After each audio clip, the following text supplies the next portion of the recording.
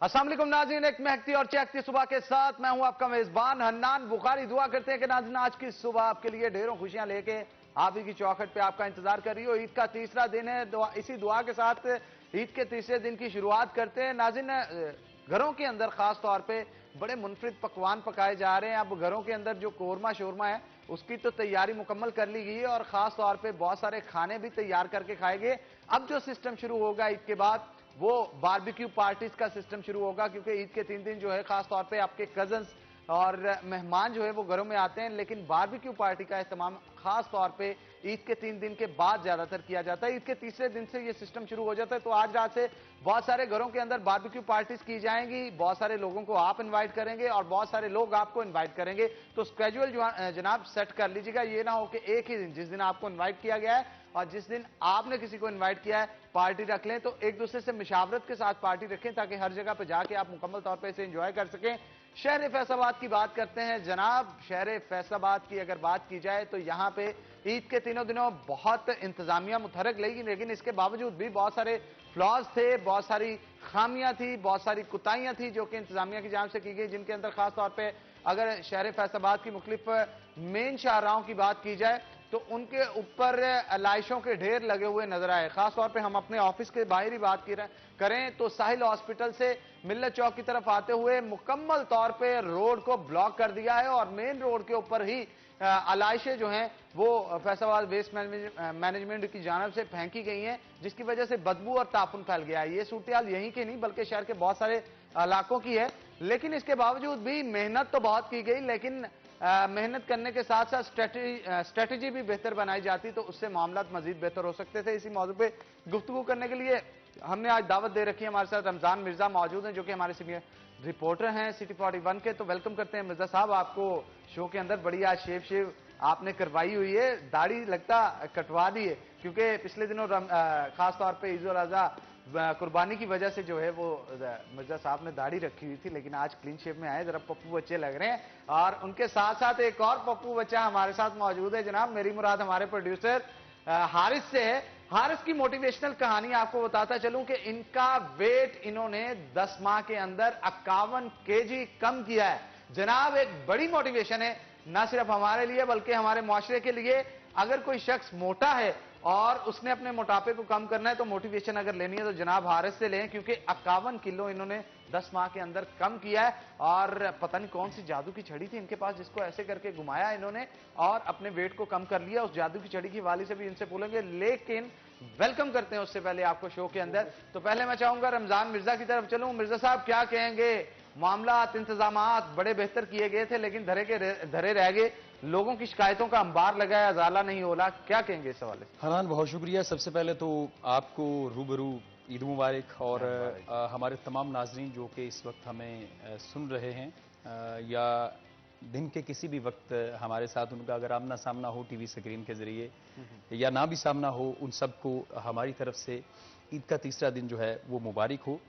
हनान, आपकी जानिब से बड़ा अच्छा मामला जो है वो ज़ेर बहस आया है कि फैसलाबाद में हर बार इंतजामिया की जानिब से ये कहा जाता है कि बेहतरीन इंतजामात हैं, लेकिन ऐसा कुछ भी नज़र नहीं आता। इसके दो पहलू हैं। एक ये पहलू है कि क्या वाकई ही इंतजामात जो हैं वो किए जाते हैं या नहीं किए जाते, एक पहलू तो ये है। दूसरा ये है कि क्या उसका इम्पैक्ट भी आता है या नहीं आता। दो चीज़ें हैं। सबसे पहले तो जो इंतजामात किए जाते हैं वो उस हद तक फुल प्रूफ नहीं होते। वो तमाम तर चीज़ें कागजात में तो डिस्कस होती हैं लेकिन हकीकत में कुछ भी नहीं होती।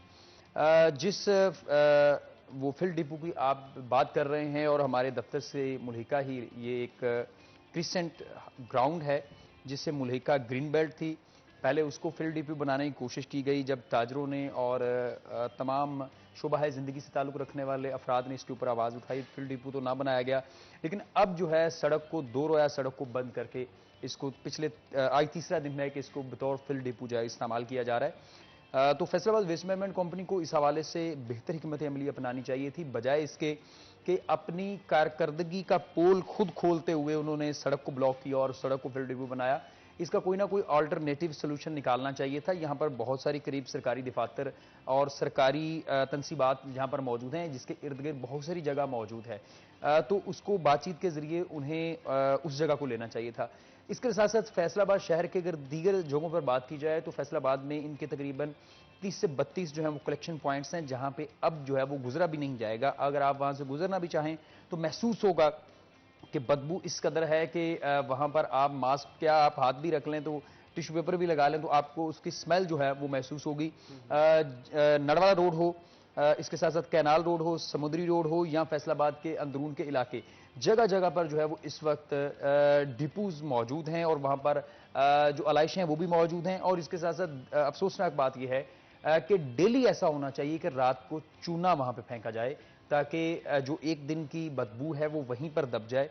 लेकिन ऐसा होता है कि ये तीसरे दिन यानी कि आज शाम को मुमकिन तौर पर मुख्तलिफ जो फील्ड डिपो हैं वहां पर या कलेक्शन सेंटर्स हैं वहां पर चूना जो है वो फेंका जाएगा, जिसके बाद वहां के इर्द गिर्द जो रहते हैं उनको जो है वो सुक्का सांस आएगा। लेकिन दूसरा जो सबसे बड़ी अफसोसनाक बात यह है कि जड़ावाला रोड जिस के जरिए जड़ावाला रोड के ऊपर जो इनकी वेस्ट साइट है या आप समझ लें कि वहां पर इसे डंप किया जाता है, उस रोड की बुरी हालत इस कदर होती है कि एक हफ्ता भी वहां पर गुजरा नहीं जाता, क्योंकि वहां पर जो गाड़ियां गुजरती हैं ये तमाम तरह आलाइशें लेकर, उनसे रिसने वाला पानी सड़क के ऊपर आता है और 2 से 3 रोज की प्रैक्टिस के बाद वहां पर मुसलसल बदबू आती है।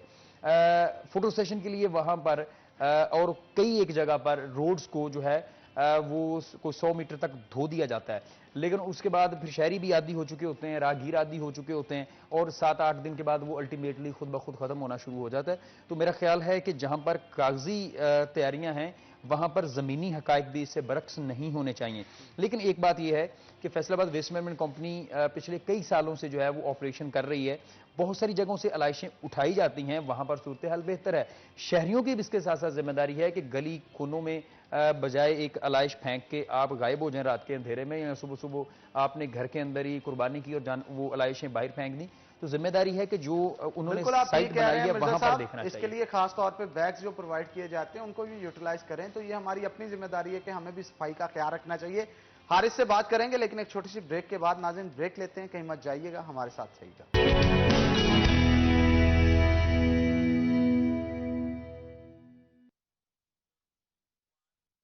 वेलकम बैक नाज़रीन, ब्रेक के बाद खुश आमदीद। हमारे साथ हमारे प्रोड्यूसर हारिस मौजूद हैं, तो जानते हैं उनसे कि आखिर क्या जादू की छड़ी उन्होंने घुमाई जिसके बाद 51 किलो अपना वजन कम कर लिया। हारिस आखिर क्या किया है आपने?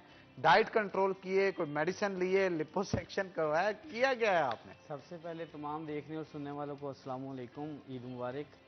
और सब कुछ बताने से पहले मैं अपने जीएम प्रोग्रामिंग अली खान, अब्दुल मनान भाई, अब्दुल हनान, हमारे प्रोड्यूसर मॉर्निंग शो के आरिफ भाई और सर जफ़र डोगर साहब का शुक्रिया अदा करूँगा कि पिछले कई सालों से जिस सीट पे हम गेस्ट को इनवाइट करके बिठाते हैं, आज खुद प्रोग्रामिंग की शक्ल में मुझे बैठने का मौका मिला है। असल में इस तरह के जादू की छड़ी किसी चीज़ के लिए भी मेरे ख्याल में नहीं होती।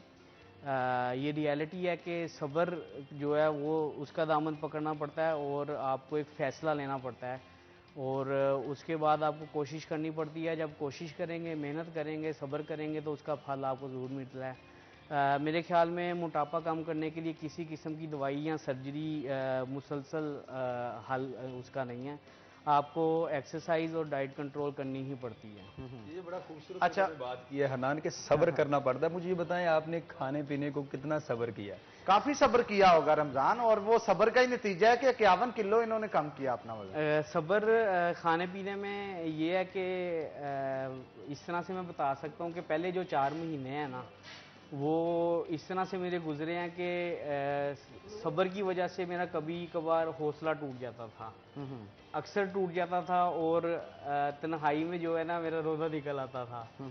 तो सब्र को आपने ये बड़ी हनान बड़ी दिलचस्प वैसे जनाब जी, सब्र का जो फल है हम दिखाते हैं, ये हारिस साहब हैं जी। आप अगर कैमरामैन स्क्रीन पे आपको दिखा रहा हो तो ये हारिस साहब को दे सकते हैं आप कि एक राइट साइड पे इनकी जो तस्वीर है वो सब्र करने से पहले किए और लेफ्ट साइड पे सब्र करने के बाद किए।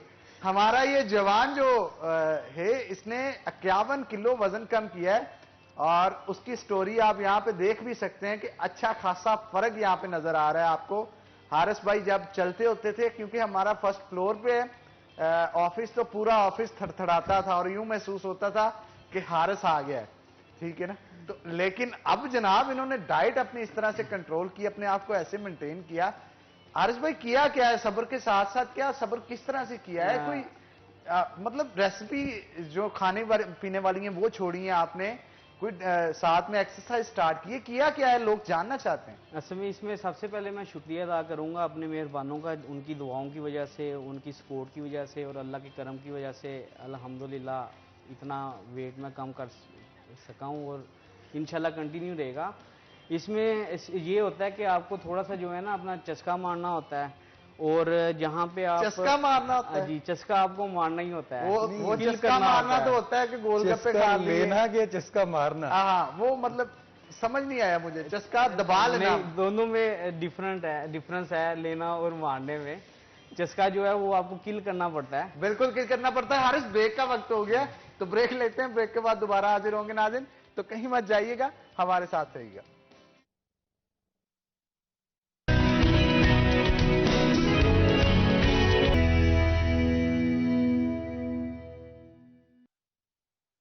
वेलकम बैक नाज़रीन। ब्रेक पे जाने से पहले हमारे साथ सीनियर प्रोड्यूसर हमारे हारिस मौजूद थे और उनके साथ गुफ्तगू जो हो रही थी उनके वेट के ऊपर हो रही थी और जनाब उनकी स्माइल बता रही है कि वो काफ़ी मुतमिन है, क्योंकि 51 केजी जो वेट है इन्होंने अपना कम किया है, तो एक बड़ा वेट है और इसके लिए दिल भी बहुत बड़ा होना चाहिए। तो हारिस कह रहे थे अक्सर रातों को बैठ के रोया करते थे, इनके रोने की कहानी जानते हैं। हारिस क्यों रोते थे? बेसिकली उसकी वजह ये होती है कि बंदे को ना खुद को जब इतना आपने सफ़र तय करना हो ना तो तोड़ना पड़ता है। जब बंदा टूटता है ना फिर कभी कभी ना आप हौसला हार देते हैं। अच्छा, लोग मोहब्बत में टूटते देखे हैं मैंने, हारिस वजन में टूट गए? नहीं, इसमें आप मोहब्बत ही कह लें, लेकिन जो लोग मोहब्बत में टूटते हैं और मेरे टूटने में फ़र्क ये था कि मैंने उस टाइम में शायद अपनी ज़ात से मोहब्बत करना शुरू की थी। अरे क्या खूबसूरत बात की। और तब असल में मुझे मतलब ये एहसास हुआ कि अपनी ज़ात के लिए जो है ना आपको अच्छा, ये वजन का बहाना बना के रोते होते थे या कोई लड़की वड़की का चक्कर भी था? नहीं, अच्छा, किसी ने लाइन मारी उसके बाद आके कि यार वजन बड़ा कम कर लिया, पप्पू सा हो गया, गुपलू सा? अभी तक तीसरा का कोई सीन नहीं हुआ, इंतजार जरूर है। इंतजार जरूर है। लेकिन ये है कि आपको हमेशा जो है ना मैं एक मैसेज सबको दूंगा कि कुछ भी करना हो ना अपनी जिंदगी में तो आप सिर्फ अपनी जात के लिए कीजिएगा, सब कुछ मिल जाता है। वो तो फिर जरा मतलब भी नहीं हो जाता बंदा कि सिर्फ अपनी जात के लिए सब कुछ। जब आप खुद के साथ साहब आप क्या कहेंगे इसके ऊपर? मैं सबसे पहले तो हर चीज अपनी जात के लिए। मैं इसमें एक बात ऐड करना चाहूंगा कि जब आप खुद से सिंसियर हो जाएंगे ना फिर मेरे ख्याल में आप किसी से फ्लर्ट नहीं करेंगे कभी भी। लेकिन मुझे एक शक हो रहा है कि ये रोने वाली बात जो है ये बड़ी दिलचस्प बात है कि किस वजह से रोना पड़ा और किस वजह से इन्होंने 51 केजी जो है वो कम किया। इसके पीछे कोई एक दास्तान तो होगी कि आपने सोचा कि भाई मैंने 51 कम कर लिया और अभी भी आप इस दौड़ में हैं कि मजीद इसको कम किया जाए। क्या चीज थी जो कि आपको -51 पर ले गई? अच्छा, वैसे मैं ना एक वीडियो भी दिखाना चाहूंगा, अगर कैमरामैन थोड़ा एक्टिव हो भाई, तो मैं चाहता हूं कि जरा वीडियो जो है उन पे फोकस करे। हमारे हारिस साहब जी एक दिन प्रोडक्शन टीम के साथ एक शूट के लिए गए और जब शूट पे पहुंचे तो वहां पे मिट्टी थोड़ी सी गीली थी और जैसे ही गाड़ी से बाहर निकले तो अच्छे खासे जो जमीन के अंदर धंस गए थे हारिस साहब। तो उनकी वीडियो ये मैं दिखा रहा हूं आपको, आप देख सकते हैं। अगर थोड़ा सा क्लोज करके दिखाएं कि हारिस साहब जब गाड़ी से बाहर निकले तो पूरा पांव जो है वो जमीन के अंदर धंस गया था और फर्क भी आप देख सकते हैं कि ये वो खड्डा है जी जहां पे हारिस साहब ने पांव रखा था और आप महसूस कर सकते हैं ये किस किस्म के जालिम शख्स हो गए कि जहां पे पांव रखते थे जमीन हिला देते थे वहां की। तो हारिस साहब काफी चेंज आ गया है। लेकिन अब तो उस टाइम में हमारे साथ सीनियर कैमरामैन थे इरफान भाई और मोहम्मद विकास। तो एक्सीडेंटली मेरा जब टांग अंदर धंसी जमीन में एक्सीडेंटली अचानक तो उन दोनों ने समझा शायद मेरी टांग कट गई है। वो दोनों डर गए और कहते कि आपकी टांग कहाँ पे गई? मैं कहा भाई इधर चली गई है। उन्होंने कहा लो भाई आज प्रोड्यूसर जो है हमारा वो लगता अपनी टांग गवाया। मुझे लगता है ये वही टर्निंग पॉइंट था आपका कि भाई अब मुझे थोड़ा सा तो कम करना है। बेसिकली किसी भी चीज के लिए इंस्पिरेशन बेसिक्स हैं आपकी जनाब, हर चीज बेसिकली बुनियादी सतह से ही शुरू करें तो मेरे ख्याल में बंदा ऊपर तक जाता है। वैसे हर्ष भाई किसी ने कहा तो नहीं था कि वेट कम करो तो हम सोचेंगे। किसी के इश्क में मोहब्बत में बेसिकली इस तरह हुआ कि मेरे बड़े भाई के दोस्त थे, उनका मेरे से हमेशा से, जब से मैं 15 साल से देख रहा हूँ, उनका मेरे से वेट 10 से 20 किलो ज्यादा ही था। तो जी मेरे से ज्यादा ही था। आपसे भी कोई संकट रखने वाला शख्स था। अच्छा इस तरह हुआ। अच्छा आप उनसे कभी गले मिले? नहीं अभी तक इत्तेफाक नहीं हुआ। नहीं मतलब जब आप दोनों जब जरा फैटी थे, जब डाइट स्टार्ट नहीं थी की, तब गले मिले? बेसिकली हमारा डिस्टेंस करीब आने पे भी इतना बढ़ जाता था कि हम बाहें नहीं पूछना चाह रहा था, यही मैं पूछना चाह रहा था कि टम्मी सी मिलती थी, हमारी बाहें नहीं थी मिलती, और बाहें नहीं थी मिलती, बाजू पहुंच। अच्छा ऐसे टच कर पाते थे आप? बस कानून के हाथ ही लंबे होते हैं, हमारे नहीं थे लंबे, तो इसलिए बस पेट ही बुला लेते थे। बस पेट ही मिलते होते थे आप? तो उनसे मेरी एक पार्टी पे बड़े अरसे बाद मुलाकात हुई, तकरीबन 2 साल पहले, 2 साल बाद, 2 साल के वक्फे से। तो वहां पे मैंने देखा तो उनका मेरे से भी 25-30 किलो वजन कम था। वहां से मुझे इंस्पिरेशन मिली और उन दिनों में मैं ये सोच भी रहा था कि अब मुझे शायद स्टार्ट करना चाहिए, और वो मैंने आखिरी चांस लेके स्टार्ट किया था। वो मेरे लिए एक टर्निंग पॉइंट बना, उनसे मुझे इंस्पिरेशन मिली। और बिल्कुल जी टर्निंग पॉइंट बना, और हम उम्मीद करते हैं कि हारिस आप मजीद अपने वेट को कम करें, तो जरा टॉन में आए, जबरदस्ती जो है बॉडी बनाए, फिजिक बनाए, ताकि ज्यादा से ज्यादा इंशाल्लाह हनान भाई जल्द आप जैसी फिजिक बनाने में। बिल्कुल जी बिल्कुल, हम तो यही दुआ करते हैं। तो बहुत शुक्रिया हारिस साहब आज के शो में आने के लिए, और आप पतले होके आए, अगर आप उसी तरह आते जैसे पहले थे तो आज ये सोफा शायद जो है वो ठीक से मौजूद ना होता। मिर्जा साहब आपका भी जनाब बहुत शुक्रिया शो में आने के लिए। तो नाज़रीन एक ब्रेक लेंगे, ब्रेक के बाद दोबारा हाजिर होते हैं, कहीं मत जाइएगा, हमारे साथ रहिए।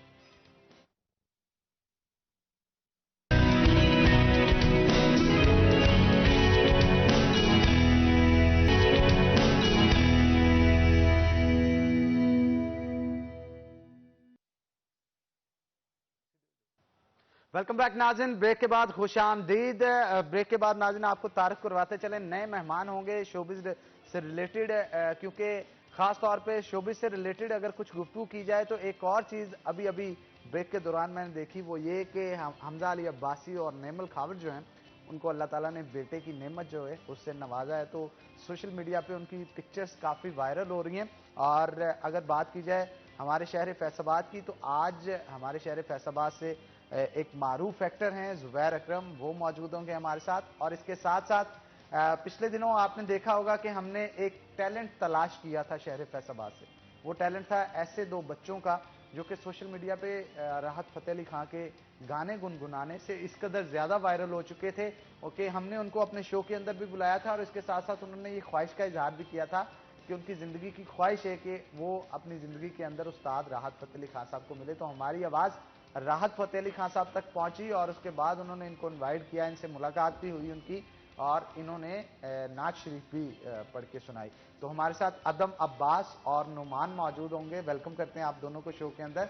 और उनके साथ साथ उनके वालिद मोहतरम हमारे साथ मोहम्मद जफ़र मौजूद हैं, आपको भी वेलकम करते हैं जी शो के अंदर। सबसे पहले मैं चाहूँगा ज़ुबैर साहब की तरफ चलूँ। ज़ुबैर साहब क्या कहेंगे, मौजूदा सूरत हाल में मूवीज़ बनना बंद हो गई हैं, ड्रामों की उस तरह से शूटिंग नहीं हो रही जैसे होनी चाहिए, आप क्या कहेंगे, इंडस्ट्री काफ़ी पीछे जा चुकी है? सबसे पहले तो मैं सब देखने वालों को, आपको, सिटी 41 को, सारे स्टाफ को बहुत बहुत ईद मुबारक। और अल्हम्दुलिल्लाह भी ईद बहुत अच्छी जा रही है और बहुत अच्छी गई, उम्मीद है कि आगे भी चीज़ें बेहतर होंगी। जहाँ तक सवाल है आपका कि फिल्मों का या ड्रामों का, देखें ये एक कलेक्टिवली एक मसला है जिसमें कि ये पर्टिकुलर एक फील्ड के साथ अटैच नहीं है। वो चीज़ें जो डाउन गई हैं, जो काम नहीं हो रहा है, मसलन हर फील्ड में आप देख लें, कोई भी किसी भी डिपार्टमेंट में आप देख लें, इसी तरह शोबिज़ भी अफेक्ट हुआ है। फिल्में बन रही थी, अच्छी फिल्में बन रही थी, ड्रामे बन रहे थे बहुत ज़्यादा, लेकिन ड्रामे बनना बंद नहीं हुए, कम हुए हैं, थोड़े से ड्रामे बन रहे हैं। मैं अभी जो रिसेंटली अपनी एक शूट कर रहा हूँ कराची में अपने एक ड्रामे की, तो वो भी इसी का हिस्सा है। वो कि जैसे पहले मैं एक टाइम पे 3 या 4 प्ले मेरे ऑन रिकॉर्डिंग पे होते थे, सेट पे होते थे, लेकिन अब ये है कि 1 या 2 कर रहे हैं, लेकिन काम हो रहा है। ये नहीं कि काम हाँ, जहाँ तक ये फिल्म इंडस्ट्री का सवाल है तो ये एक बड़ा पुराना मसला है, और इसको हल करने के लिए ये तो मसलन कि लॉकडाउन से पहले भी फिल्में बन रही थी, लेकिन बहुत अब डिस्ट्रीब्यूशन के मसाइल और ये सारी चीज़ें ये पाकिस्तान में इनके ऊपर एड्रेस करने की प्रॉपर ज़रूरत है, क्योंकि ये एक इंस्टीट्यूशन है फिल्म। इसका अगर हम कंपैरिजन करें ड्रामे के साथ तो ये दुनिया ही अलग है। उसके लिए मसलन के प्रोड्यूसर के लिए ज़रूरी है कि वो प्रोड्यूसर ने उसकी एजुकेशन हासिल की हो एज ए प्रोड्यूसर जो फिल्म बनाता है, और इसकी बजटिंग, इसकी कास्ट, ये एक मीडियम ही अलग है। तो पाकिस्तान में कुछ लोग ऐसे आए हैं, लेकिन बहुत सारे ज़्यादा नहीं हैं, कम लोग हैं जो कि इससे अटैच हुए हैं और उन्होंने अपनी फिल्में भी बनाई हैं। बिलाल आशारी इसकी एक एग्जांपल है, या 1-2 और नदीम बेग वगैरह। अच्छा, ये क्वालिफाइड लोग हैं जिन्होंने फिल्म पढ़ी हुई है, फिल्म पढ़ के इन्होंने फिल्म की है, और यही लोग नज़र आ रहे हैं। लेकिन जितने ज़्यादा लोग आएंगे पढ़े हुए, पढ़े लिखे, जिन्होंने फिल्म पढ़ी हुई लोगों ने, तो फिल्में और ज़्यादा बनेंगी, अच्छी भी बनेंगी, और लोग देखेंगे भी इनको। तो ऐसा मेरे ख्याल में एज सच कोई इसमें कोई हम इसको कंपेयर नहीं कर सकते कि हाँ, जब ये चीज़ें बैक टू नॉर्मल हो जाएंगी, अल्हम्दुलिल्लाह इंशाल्लाह होंगी, फुल फ्लेज अपनी स्विंग के ऊपर काम जा रहा होगा, फिल्मों का भी, ड्रामों का, फिर इसके ऊपर हम खुल के बात कर सकते हैं कि यार ये चीज़ की कमी है, ये इस चीज़ को बेहतर होना चाहिए, तो हम यूँ कर सकते हैं। तो इस टाइम तो हम हमदर्दी का इजहार ही कर सकते हैं सबके साथ। आर्टिस्टों के जैसे मसाइल हैं, तो आर्टिस्टों के लिए भी काम का एक बड़ा इशू जो है वो निकल बिल्कुल, के अभी सामने है। थिएटर्स बंद पड़े हैं, सिनेमास बंद हैं, तो इंडस्ट्री ये बिल्कुल मुकम्मल तौर पे जाम होगा। और मेरा ख्याल है कि जब लॉकडाउन खुलने का ऐलान किया जाएगा, सबसे आखिर पे ये इंडस्ट्री होगी जो कि खुलेगी। सबसे आखिर पे सिनेमास खुलेंगे, सबसे आखिर पे थिएटर्स खुलेंगे, और बहुत सारे लोग इसको लेके परेशान हैं। हमारे साथ अदम अब्बास और नौमान हैदर भी मौजूद हैं, उनसे भी गुफ्तगू करते हैं। कैसे हैं जनाब, आप दोनों ठीक हैं, फिटफाट हैं? तो आखिरकार आपकी ख्वाहिश पूरी हो ही गई, जो आप फर्स्ट टाइम मुझे मिले थे और तब आपने कहा था कि कुछ ऐसा हो जाए कि उस्ताद राहत फ़तेह अली खान साहब आपको मिल जाए। तो मैंने आपको कहा था बेटा परेशान ना हो, ये काम बहुत जल्द होने वाला है। और देख लीजिएगा, उस इंटरव्यू के कुछ दिनों बाद ही फिर उन्होंने आपको उस्ताद राहत फ़तेह अली खान ने बुला लिया। कैसी रही आपकी मीटिंग उनके साथ? बहुत अच्छी लगी बहुत अच्छी रही। जी। और मिलके क्या कहा सबसे पहले आपने जब मिले उनसे, तो किस तरह से क्या बातचीत हुई आपकी उनके साथ, और उन्होंने आपसे क्या पूछा? उन दिनों ना वो मसरूफ ही बहुत थे, तो ना हम जाते ना, तो उन्होंने ना हमसे सलाम किया और सर पे प्यार दिया। तो ना हमने उनको नाच सुनाई, फिर वो बहुत खुश हुए, तारीफ इतनी की हमारी। अदम, आप क्या कहेंगे? आपकी मुलाकात के हवाले से भी बताएं थोड़ा सा। वो ये नुमान सच कह रहे, वो बिजी बहुत थे, इसलिए उन्होंने हमारी नाच सुनी। कहते हैं ये बच्चे टैलेंटेड बहुत हैं। प्यार भी किया उन्होंने? जी, बहुत अच्छा, प्यार कुछ किया। सिखाया भी उन्होंने, कुछ आपको बताया भी कि सुर इस तरह से लगाओ, ये करो, वो करो? नहीं, उन्होंने बस यही कहा था कि ये करके बैठ नहीं जाना, इसके आगे कर ही जाना। यानी आपने मेहनत करती रहनी है, उन्होंने कहा। मेहनत छोड़नी नहीं है। अच्छा, और क्या गुफ्तगू हुई उनके साथ? बस इतने से। नाच जब आपने सुनाई, दाद भी दी होगी उन्होंने? जी, बहुत। तो जब आप उनको सामने अपने देख रहे थे, आपको महसूस हो रहा था कि यार ये ख्वाब था, आज पूरा हो गया? जी, जब हम गए ना तो हमें फिर भी ख्वाब लग रहा था। अच्छा, तब भी आपको ख्वाब ही लग रहा था, महसूस नहीं हो रहा था? जी। तो हमारे साथ अदम और नमान के वालिद मोहतरम भी मौजूद है, उनसे भी गुफ्तगू करते हैं। क्या कहेंगे आप, उस्ताद राहत फ़तेह अली खान साहब से जब मुलाकात हुई, किस तरह की गुफ्तगू हुई, क्या कहा उन्होंने बच्चों का टैलेंट देख के? बिस्मिल्लाह। खान साहब ने इनको सुना और उससे पहले जाते बहुत प्यार किया, और हमें एक बहुत बड़ी शख्सियत जो हमारे दरमियान मौजूद नहीं है, उस्ताद यूनुस अब्दुल्ला साहब, उन्होंने इनसे बहुत इनको लेके गए उनके मिलाने के लिए। खान साहब मिले, उनसे बातचीत हुई, बहुत ज़्यादा इनसे प्यार किया। प्यार करने के बाद इन्हें फिर सुना, सुन के बहुत ज़्यादा दाद दी, और खान साहब ने कहा कि बेटा मेहनत करनी है और अच्छी से अच्छा काम करना है, और बहुत ज़्यादा इसमें अपना नाम बजे हुए फनकारों की तरह करना है। तो माशाल्लाह अपनी मेहनत में वो लगे हुए हैं, अल्लाह ताला कामयाब करेंगे। मैंने जैसे कि आपको तब भी कहा था कि आप फिक्र ना कीजिए, जी। उस्ताद राहत फतेह अली खान साहब आपको जल्द बुलाएंगे, बिल्कुल। और वैसा ही हुआ कि जैसे ही हमारे टीवी पे चला उन्होंने इस चीज़ का एक्शन लिया, नोटिस लिया और बेशक। देखा। उन्होंने कहा जनाब बच्चे तो बड़े खूबसूरत हैं, टैलेंटेड हैं, हाँ। इनसे मिलना चाहिए, और ऐसे टैलेंट को वो ज़ाया नहीं करते। तो नाज़रीन एक ब्रेक लेंगे, ब्रेक के बाद दोबारा हाजिर होते हैं, कहीं मत जाइएगा, हमारे साथ रहिएगा।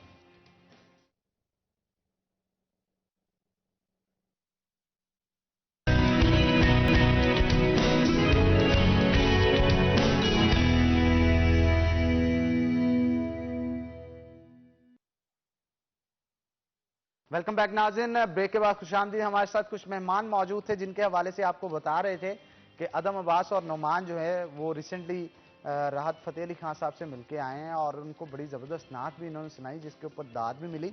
और उसके साथ साथ हमारे साथ जुबैर अकरम भी मौजूद हैं जो कि हमारे एक्टर हैं पाकिस्तान इंडस्ट्री के, उनसे भी मजीद गुफ्तगू करेंगे। क्या कहेंगे, कोई नए प्रोजेक्ट्स आ रहे हैं आपके? इस वक्त मैं करंटली शूट कर रहा हूँ एक नए ड्रामे की हम चैनल के लिए, दिल तन्हा तन्हा के नाम से। इनफैक्ट मैंने ये दाढ़ी भी उसी के लिए रखी है, और ज़िंदगी में क्या करेक्टर है आपका उसमें? कैरेक्टर उसमें मेन जो एक फैमिली दिखाई जाती है पोर्शन में, फैमिली का हेड दिखाया गया है कि एक बंदा है जो अपनी फैमिली को अच्छे तरीके से लेके चलता है, बिजनेसमैन है। और उसमें जो फिर वो जो मसाइल आते हैं बच्चों के, जब शादी वगैरह और ये बिजनेसेस के हवाले से, उस चीज़ को लेकर ये चलें। अच्छी स्टोरी है, नई चीज़ है, डिफरेंट तरीके से लिखी गई है। एक्टर्स की परफॉर्मेंसेस जो हैं वो बहुत आला हैं इसमें, तो ये उम्मीद करते हैं कि देखने वालों को बहुत मज़ा आएगा। इसके अलावा अपनी एक फ़िल्म कर रहा हूँ मैं, वो शूट उसकी एक बाहर है लंदन में और पाकिस्तान में, तो वो उसका लॉकडाउन का वेट कर रहे हैं कि कब ये ख़त्म हो तो उसको हम फिर अपनी प्रोसीडिंग्स करें उसके। मूवी का क्या नाम है और क्या स्टोरी होगी इसकी?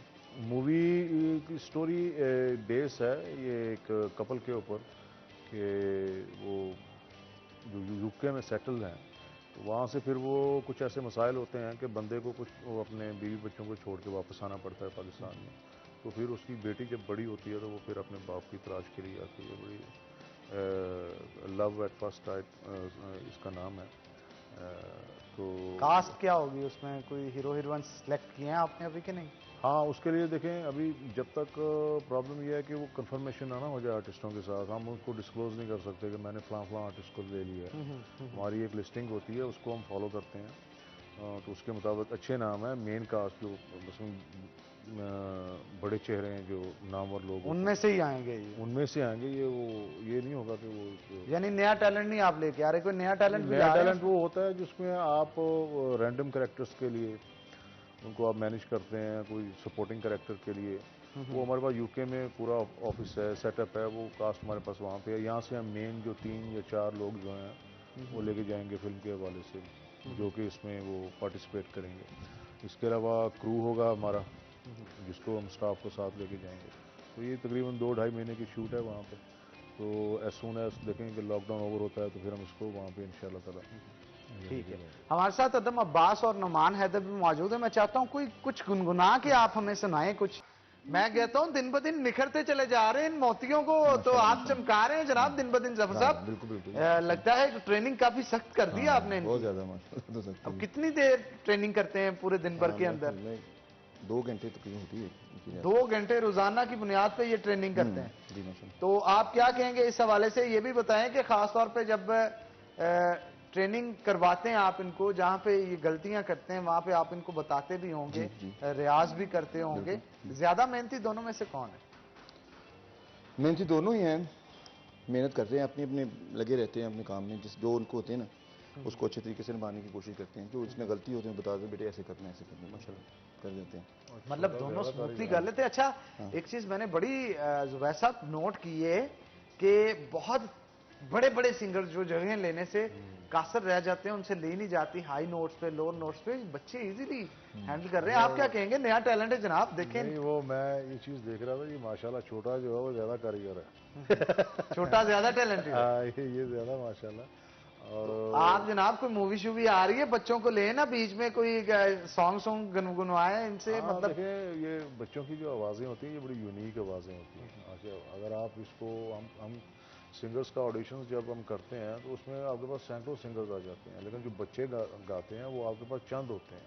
तो ये बहुत बड़ी बात है ये कि इनको जिसमें कि वो ये कैमरे के सामने आके, चले वैसे तो घर में बंदा कर ही लेता है, लेकिन वो कैमरे के सामने जब बंदा आता है तो बच्चा वो हिल भी सकता है, लेकिन वो कायम दायम है और छोटा माशाल्लाह ज़्यादा टैलेंटेड है।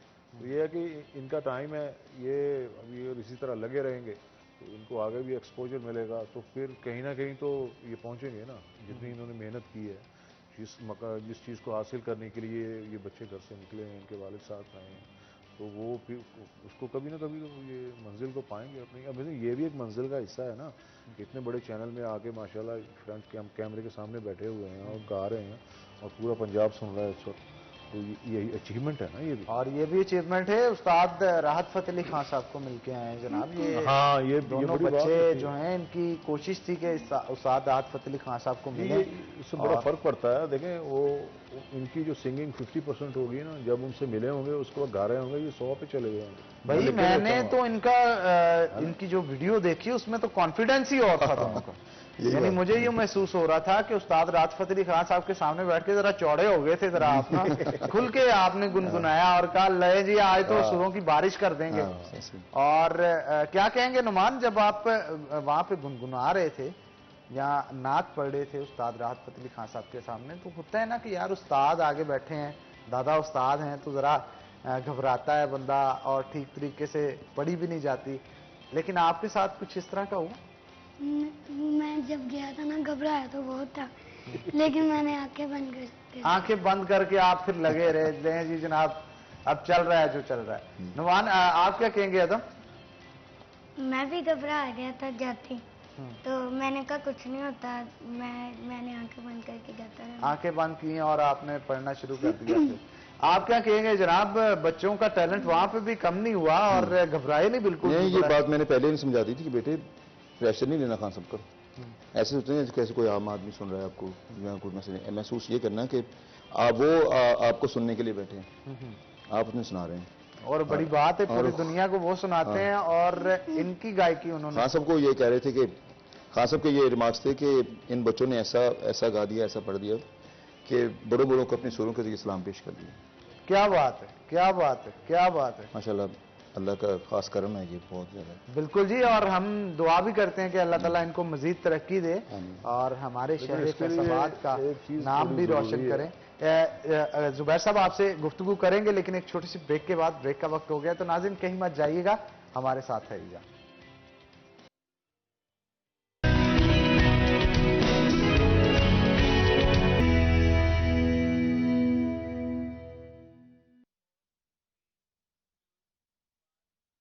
वेलकम बैक नाज़रीन, ब्रेक के बाद खुशामदीद। हमारे साथ बड़े खूबसूरत मेहमान हैं जो कि आज मौजूद हैं। ईद का तीसरा दिन है और अदम अब्बास, नुमान हैदर दोनों मौजूद हैं हमारे साथ। उनके साथ साथ जुबैर अकरम साहब भी हमारे साथ मौजूद है। जुबैर साहब ब्रेक पे जाने से पहले कुछ बात करना चाह रहे थे, तो मैं चाहता हूँ आप कंटिन्यू करें उसको। हाँ, मैं ये कह रहा था कि ये बच्चे माशाल्लाह they are very very talented है ना, ये मैसिव टैलेंट होता है वो जिस लेवल पे आगे बच्चे करते हैं, तो इसकी वो ये इनकी जो ग्रूमिंग होगी ना, वो उसकी जो बेस होगी वो एजुकेशन है।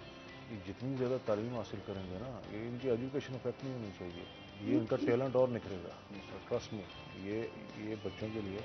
तो अभी ये जब बिज़ी हो जाएंगे काम में, इनको काम मिलेगा, ज़ाहिर बात है फील्ड में जाना पड़ेगा, आ रहे हैं जा रहे हैं, तो आपको सिर्फ ये चीज़ मेक श्योर करनी है कि बच्चों का जो है वो एजुकेशन वो मुतासर ना हो, ये इसको बहुत ज़्यादा ज़रूरी है। वो साथ साथ चलती है। हाँ, वो ज़रूरी है, क्योंकि आगे इनके टैलेंट में भी और फ्यूचर में भी वो वही काम आनी है। उसके बाद जितना बच्चा पढ़ा लिखा होगा और उसके साथ साथ टैलेंट भी होगा, वो सोने पे सुहागा हो जाता है।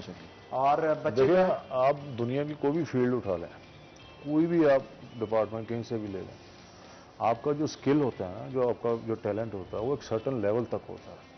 अच्छा, उसकी ये दिमाग की जो खिड़कियाँ होती हैं, विंडोज़ होती हैं, ये खुलती हैं तब जब आप एजुकेशन लेते हैं, जो you get your self educate, आप दुनिया पढ़ते हैं, आपकी दिमाग की खिड़कियाँ खुलती हैं। तो वो फिर जब आप पर्टिकुलर स्किल उसमें रखते हैं ना, अपनी एजुकेशन के साथ उसको जब आप टैली करते हैं, मैच करते हैं, तो फिर वहाँ से नई नई चीज़ें दरियाफ्त होती हैं। बिल्कुल नई नई चीज़ें दरियाफ्त होती हैं। मैं चाहता हूँ आज अदम और नुमान हमारे साथ मौजूद है, फायदा उठाएं इसका और एक और गाना जो है इनसे सुनते हैं। जनाब कुछ अता करें। जी जी, दोनों सुनाएं, 1 बाय 1 सुनाएंगे। नुमान मेरा ख्याल है कुछ सुनाना चाह रहे हैं, तो नुमान आप कुछ गुनगुना के हमें। यूं महसूस होता है बड़े मंजे हुए कलाकार हैं ये तो। नहीं, वो उनकी ट्रेनिंग नजर आती है कि वो उन्होंने बाकायदा, जाहिर बात है कि सर ट्रेनिंग के साथ साथ मैं तो कहूंगा ये गॉड गिफ्टेड चीजें हैं जनाब। नहीं, चीज़ देखें, जो मैं काम करता हूँ ना, इसकी भी माना जाता है कि ये गॉड गिफ्टेड ही होता है, लेकिन शार्पनेस के लिए, उसमें ग्रोम करने के लिए आपको ट्रेनिंग तो उस्ताद तो जो कहते हैं ना, वो इनको तो वाले को पता, तो पीछे वो नज़र तो आता है कि कोई हाथ वो तगड़ा है, तो ये बात तो है बड़ा मसलन के। मुझे याद है बड़ी अच्छी तरीके से, मैं अभी ये काम मैं कर रहा था जब ये मैं छोड़ के मैं इंग्लैंड गया था, तो मैंने वहाँ पे देखा कि बहुत सारे इंस्टीट्यूट्स हैं वहाँ पे, ट्रेनिंग इंस्टीट्यूट्स, तो मैंने एडमिशन लिया। मैंने 2 साल 3 साल वहाँ पे डिफरेंट टाइमिंग्स में 3-3 महीने के कोर्सेज करके वो एक्टिंग की, प्रोडक्शन की ट्रेनिंग ली वहाँ से। तो जब मैंने वो ट्रेनिंग ली तो फिर मुझे समझ आई कि यार ये काम मुझे तो पता ही कुछ नहीं था।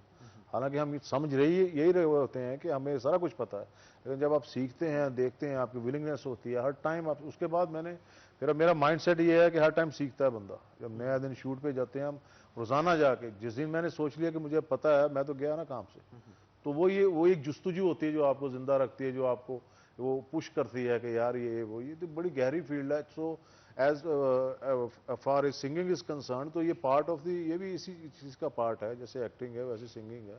तो उनकी वो स्किल तो है, लेकिन उसके पीछे उनकी जो ट्रेनिंग है। अच्छा, मैं अभी ये सोच रहा था कि इन्होंने माशाल्लाह अभी जो जितनी इनकी एज है, 1 साल 2 साल या 3 साल इनकी ट्रेनिंग होगी, ये बड़े आगे जाएंगे। हाँ, देखिएगा आप, एक तो दिन आएगा। मैं वो कह रहा हूँ कि ये जब आगे जाएंगे और जब इनके अल्लाह खैर करे इनकी एज ज्यादा होगी, तो इनकी तो जो पीछे ट्रेनिंग जो और उस्ताद मिलेंगे, ये तो मसलन के बड़ी ये बात चाह बहुत जाएंगे, आगे ये निकल पकड़े नहीं जाएगी। जाएंगे फिर। हाँ, तो ये बड़ी बात जफर साहब ये देख लीजिएगा, ये मैंने आपको जिस दिन आप पहली दफा मुझे मिले थे, मैंने तब भी आपको कहा था कि आप परेशान ना होइएगा, और जिस तरह से आप परेशान थे कि ये मामला थे, घर के हालात नहीं ठीक, तो मैं आपको कहता था कि एक दिन आएगा जब ये बच्चे आपके लिए फख्र बनेंगे और दुनिया भर के अंदर नाम। मैं एक बात करना चाहता हूँ कि इनका बहुत ज्यादा अच्छा फैन, ये आपकी के जरिए फैन हुआ। बिल्कुल। उन्होंने कहा था मेरा नाम नहीं लेना, उन्होंने इन्हें मोबाइल दिए 35-35 हज़ार वाले, क्या बात, और 10-10 हज़ार ईद भी दी इनको।